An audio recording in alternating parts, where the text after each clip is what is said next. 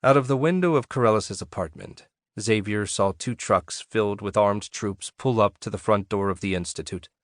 Military police. Wouldn't take them long to get up here. He needed a diversion.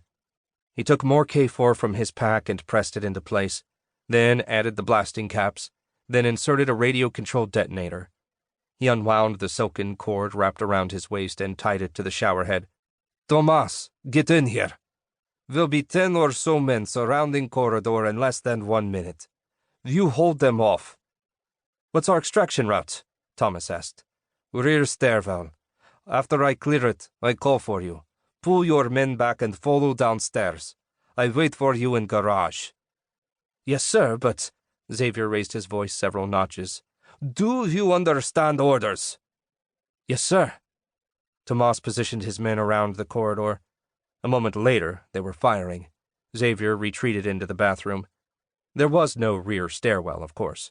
His men were already dead, even if they didn't know it. But Xavier was excellent at repelling. He lowered himself out the window and down the side of the building, pushing off the brick wall to maintain momentum. He touched pavement in fewer than 10 seconds. No one spotted him. Until he reached the parking garage. "Freeze!" Xavier's hands rose. Damn. They left a man behind to guard the back door. A sensible precaution. "Down on the floor, now!"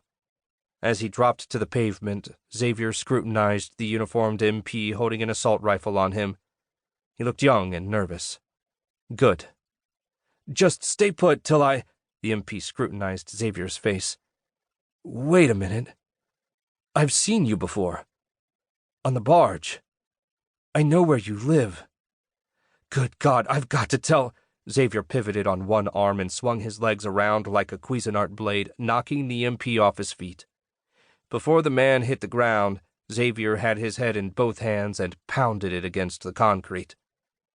Xavier took the last of the K4 from his pack and rolled it like a cigarette with a fuse. He stuck it inside the MP's mouth, then duct-taped his mouth closed. "You will tell nothing to no one," he murmured, igniting the fuse. He moved away to escape the blast. The K4 exploded with the muffled pop of 1,000 firecrackers, blasting the young MP's head into 1,000,000 pieces. "Never threaten my home," Xavier thought as he made his way back to the Hummer. "Your people took that from me once in Sabah. Never again."